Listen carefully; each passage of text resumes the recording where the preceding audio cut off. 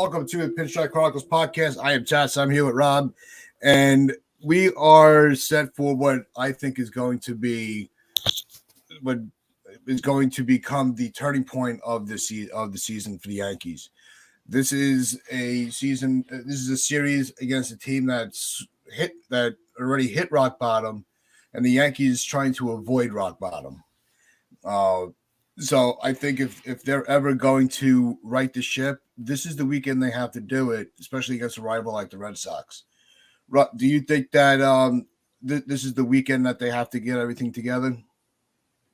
It's the whole week of games. This is the biggest week of the season because our lead is, I think, 10 and a half right now over Toronto. Boston's still alive in the playoff race, so they're still fighting for something. They didn't really do much at the deadline in terms of they could have sold some players off. They could have added, but they didn't really – well, they got Hosmer, but they didn't really do much else. So they're still fighting for something. Obviously, we got Toronto a lot down the stretch and Tampa Bay still in the East race as well. So they're fighting for try to shrink that lead a little bit. This is a very, very, very big week. If we can do what we did to the Red Sox before the All-Star break, that could get them going a little bit, wake them up. But, yeah, it's very important. I wouldn't say, though, the Yankees are close to rock bottom because they've been too good for the majority of the year. So they can help bury Boston, though. That'd be a good start. Yeah, I think what puts a little more emphasis on, with Toronto on their heels in the division is Toronto's facing Cleveland. And Cleveland's been playing very, very good baseball lately. So that also emphasizes the urgency this weekend that I'm putting on the Yankees. You need to widen that lead in the division again, just to give you a little breath of fresh, a deep breath for us as fans. Like, all right, it's not completely falling apart. The lead dropped to 10, but we're able to expand it yet again. So also, we won't also the Red Sox won't have Cole to so Devers won't have Cole to beat up on because we know Devers he reads Cole's pitches very well. And he has when you have confidence like Devers does against Cole, that's dangerous because he just proves time and time again, no matter how well Cole could be pitching in a game, Devers just throws him off track. Devers gets in his head, and that's not good. No, Devers he's basically what Ji-Man Choi had been before this year in terms of beating up on Cole. This is a very important series, obviously, because we have, I think, Herman today. I think Montas goes in the second game. So I think that's the big one for me is seeing what he can do on the regular, 4 days in between each start. Try to get him back on a regular track because even though he was really, really bad, you don't want to get too overreactive from one start. He was dealing with a lot at the same time. So hopefully he's been with the team now. He gets to know the players a little bit more, his new teammates, and he's going to be put right into the Yankee-Red Sox rivalry. It's not as potent as it once was, but, Boston's still alive. The Yankees are trying to extend their lead a little bit, and hopefully Toronto can catch some L's if we can get some W's before we play them. So big, big week. And again, 10-game lead is still comfortable, but it's not comfortable enough, in my opinion. You have to get at least a few games, and we have the perfect chance to do it with division rivals coming up one after the next.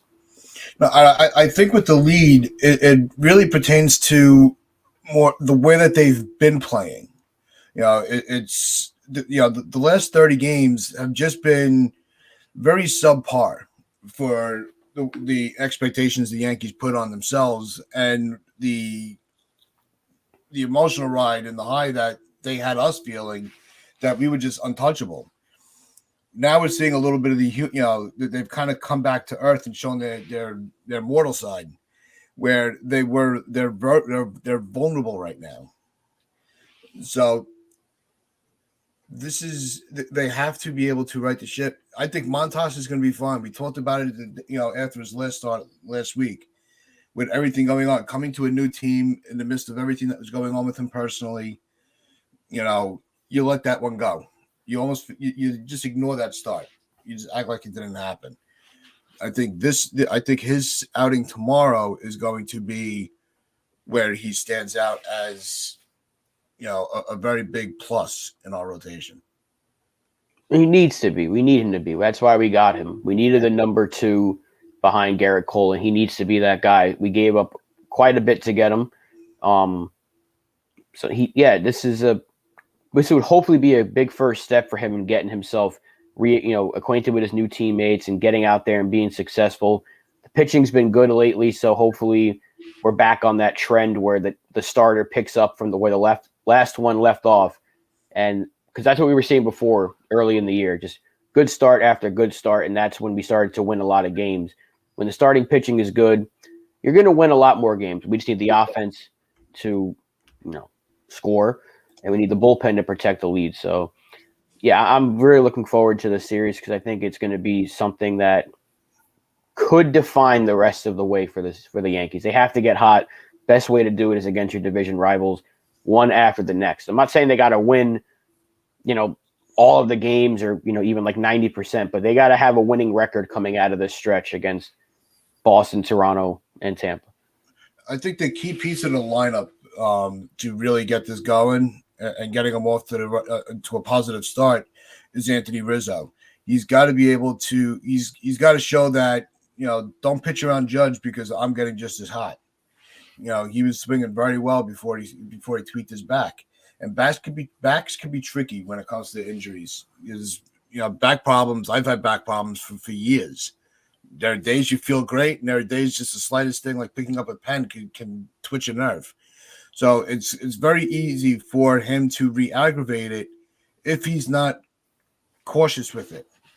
And if he's able to show that he's healthy and he can deliver, it's going to give Judge that protection that he needs so they can't just pitch around Judge and pitch to the other 8 guys that are not performing up to Judge's level. Don, what do you think about how crucial it is for Rizzo to get back on track behind Judge? As I was saying, all week we've not had any protection for Aaron Judge, and that is accounting for a lot of our losses because they can pitch around him. It's amazing that Judge has actually managed to hit a couple and continue to be as awesome as he has been, considering, I don't think that they're wanting to pitch to him a lot of the time. But he's still managing to contribute. So God bless that guy. Aaron Judge is an absolute god this year. It's absolutely unbelievable what he's doing. But no, we need to get some protection for Judge. So Rizzo is that protection. Rizzo's been great all year long. His average isn't great, but power-wise, his power numbers have shot right up as opposed to even last year. So he's been key. He's crucial. He's crucial to the whole team. Other than Stanton and LeMahieu, Rizzo's it for us. In terms of helping Aaron Judge out. The other question I asked to Rob when we started the show was, do you think that this is going to be a turning point in the season? Is this a series that can propel them back to the way they were playing, or can a bad weekend just continue? Can make the team spiral quicker? I think it's about confidence. I think they've lost a lot of confidence lately. They're 1-7, which is just unbelievable. So if they can beat up on the Red Sox, that has to build their confidence. Anytime you beat your division rival, especially your number one rival, your most hated rival, then that's got to stand you in good stead. It's got to build up some confidence. We'll have to wait and see. Just as well, it could go the other way because their confidence is pretty down right now. If they lose 2 out of 3 or lose a really bad game, that could even have even bigger reverberations for the rest of the season. So there's probably a lot at stake in terms of morale, not in terms of division, because I'm pretty sure we've got the division where somehow we've been awful. We're 19-23, 1-7, and we've still got a double-digit lead in the division, which is almost unheard of. So, No, I think because we still, like I was saying yesterday, because we still have so many games in the division, the lead can shrink very quick. It's true. And the only thing that I also pointed out to Rob a few minutes ago was, Toronto, they're playing a first place team in Cleveland, so this is a chance for the Yankees to kind of widen that lead again, to where because I'll say it, as long as the lead is above 10, I'm not going to panic. I'm going to be pissed off if they lose, but I'm not going to panic. And I want to make sure that we keep that lead in double digits. I'm just not sure whether the Yankees haven't already started planning ahead for October, because that's just what I'm seeing, just in terms of their bullpen management, their personnel management, their player personnel. I really think that since the All-Star break, or even prior to the All-Star break, they started to think ahead to October, pretty much with in mind that they've won the division. It's a mistake if that's what they're doing, because they're losing a lot of games which they easily could win. And that's just going to spiral and snowball. So they have to nip it in the bud, although it's almost past that point now, since it's been going on since the end of June.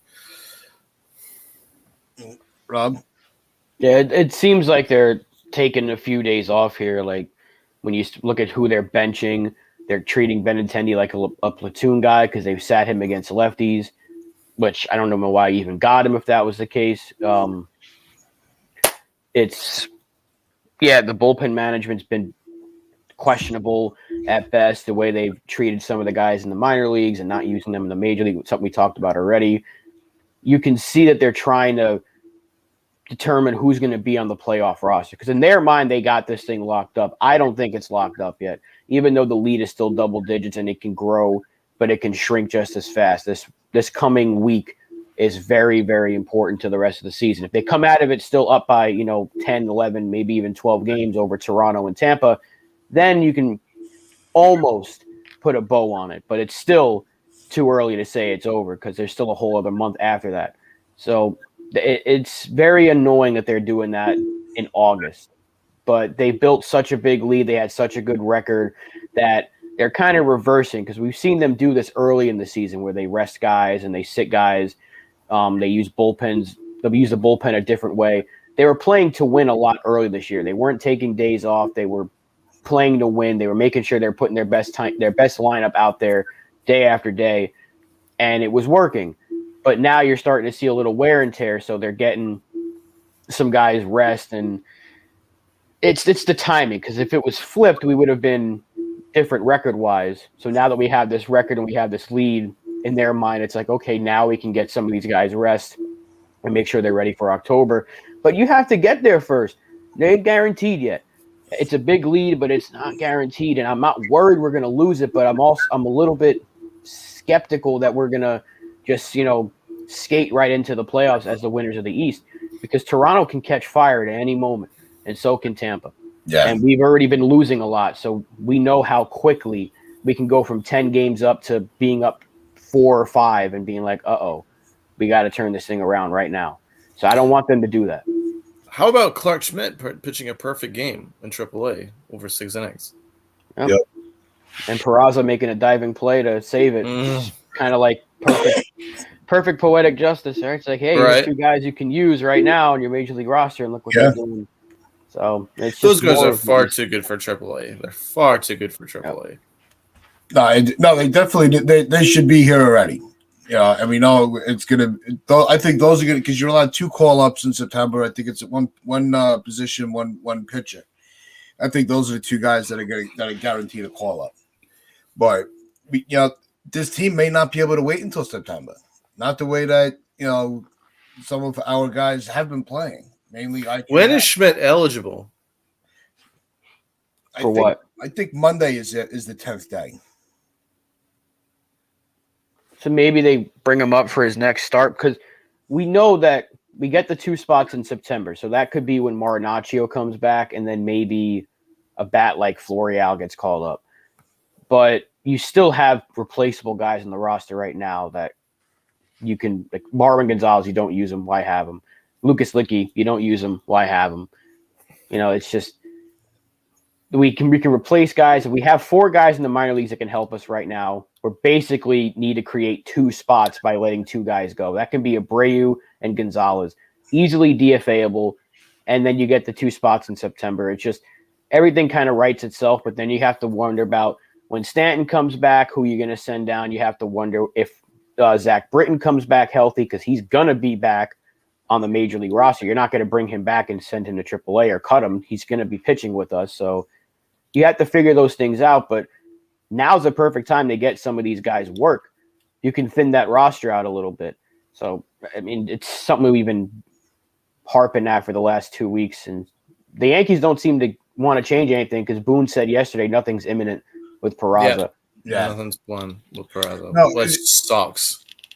Yeah. Do you think that because we're seeing, guys like Abreu and IKF playing so bad that we want such a quick fix that we're not thinking about, the roster moves in the down the line when Stanton comes back, when Britton is able to come back? Because how many roster spots can you cut? You don't want to bring these guys up to send them right back down. There will be a roster crunch coming up. Yeah. I think there's going to have to be some DFAs, because I don't know how they're going to fit everybody in. I don't either. Well, when Stanton comes back, whenever that is, Andujar is probably going down, because it makes no sense to have him over Stanton. You're not letting go of Hicks. We've already discussed that's not happening. So Andujar will be sent down. When Britton's healthy, it'll probably be a DFA guy, unless it's a September call-up. We don't know when he's going to be ready. But you have guys you can let go. Marvin Gonzalez, they're not using him. DFA him. Let him go somewhere else if they're going to use him. Like, there's no sense of just holding him on the bench, because if he plays once every 2 weeks, what are you going to get out of him? Exactly what you got the other day, which was 0 for 4. You're just not helping yourself by keeping this guy on the bench doing nothing. There's even a chance that Carpenter comes back in 6 weeks' time. Yeah. Yeah, there's going to be a roster crunch. Yeah, there is a roster crunch. Yeah. So we have a very deep roster, but it's just not being used correctly. Not over the last 3 months, anyway.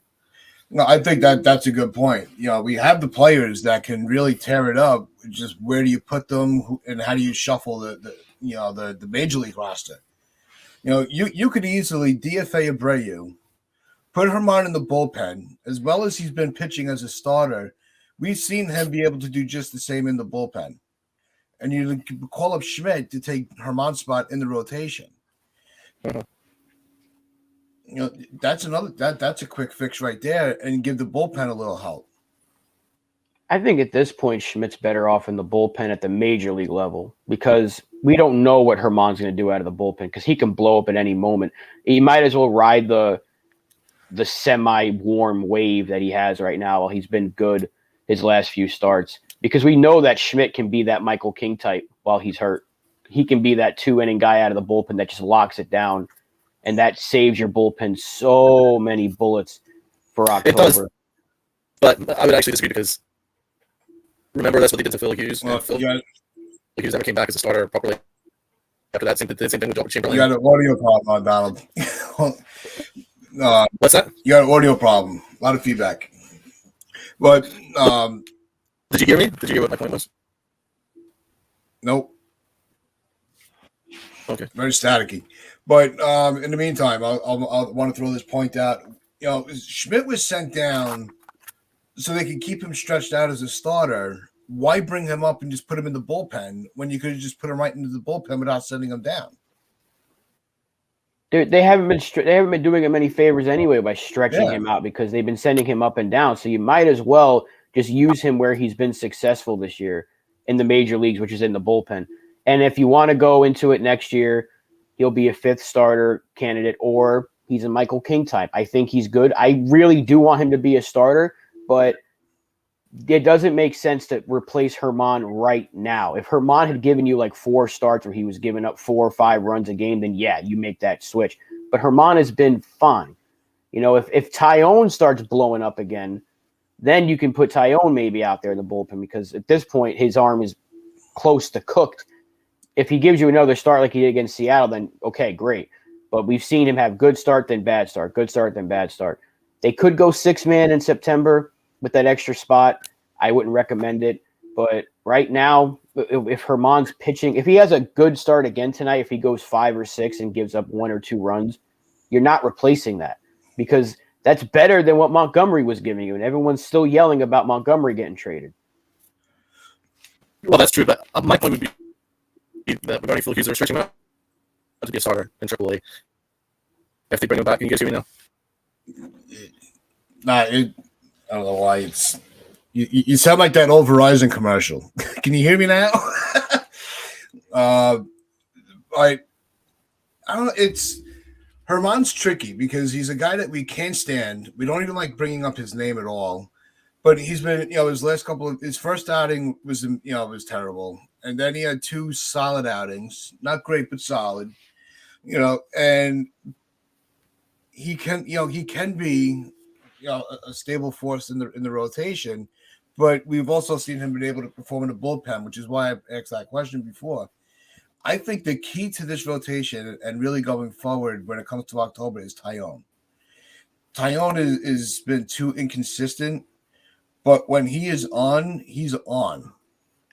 And I think that he needs to build off his last start and give us another solid outing and not just keep going back and forth and flip and flop. The pitching is going to be what either is going to prevent us from further embarrassment when it comes to October, facing other good pitching, because let's be honest, our offense, we don't know what our lineup is even going to look like. We could project the pitching rotation and what they could do because we see the players on the roster. We don't know. We already know Green's not coming back, King's not coming back. So you already know you have 2 spots that are already filled, and they're not going to change it. We don't know if Carpenter's going to come back. He's going to do everything he can to. When is Stanton coming back? You haven't heard any updates from him. So is Glaber going to figure it out? There are more question marks with the offense than the pitching. We also have to wonder when Severino's back because he will be back in September, and I think at that point they're going to use him as a starter because Tyone's not starting in a playoff game. He can't. If you're looking at a playoff starting rotation, Cole, Nestor, Montas, or Montas, Nestor, whatever, and then probably Sevy, that's your 4-man rotation. Tyone is a long relief guy, and he's a bullpen arm at best in the playoffs, which, again, makes it kind of replaceable. But you have a lot of guys that are going to be coming back from injury, a lot of guys that could be called up right now. So, yeah, what Donald said there was going to be a roster crunch, it makes a lot of sense. Yeah. They're gonna have some things to figure out. But my whole point is, and what a lot of people are still saying is, when you have the chance like we do right now, because we don't know when Stanton's back. We know Sevy's not back till September. Same probably for Britton. Why not let some of these guys get a look? Because if Peraza gives you anything better than what – it's not going to be hard to do better than what IKF is doing, then you don't have to worry about, how do we keep him on the roster? You make adjustments there. And Duhar can be let go again back to AAA if Stanton's back healthy. And Marwin Gonzalez should be DFA because you're just not using him. So that is there's no issue there. It's the pitching that you really have to hope figures itself out because there will be roster crunches there. Bray will more than likely be gone, Licky as well. And other players might have to get sent down or DFA'd if they want to make room. But that's where the roster crunch is, mainly with the pitching. But I still don't see why Marinaccio is rotting in AAA because he's been better than like 90% of the bullpen. So my point regarding Schmidt is that I think he should be starting because we've stretched him out as a starter in AAA. And we've made the same mistake with Phil Hughes because we were so desperate for relievers that we turned him into a reliever and it kind of blew out his arm. Same with Joba Chamberlain, blew out his arm, mixing both between reliever and starter. You have to have one plan for your prized arm. He's stretching out as a starter. He gave you almost a perfect game in AAA. He should be the starter because I don't want to risk blowing his arm out, which has been happening. It would just be repeating all the same mistakes that Cashman's been making over the last 20 years regarding pitching. So that's why you need to have a plan. Every other organization has a plan for their starters, and if they don't have if they're weak in the bullpen, they don't just throw in a prized starting asset and turn them into a bullpen arm just because you're weak, and just that's on you if you can't find yourself a good bullpen arm. So I don't want to risk Clark Schmidt. They've acquired 2 good bullpen arms at the deadline. So Efros, and I think he's going to be absolutely fine. And I want Schmidt to be the starter. Herman's relief before. As long as he's in long relief, and we can just have a short leash on him, I can't imagine it'd be too bad.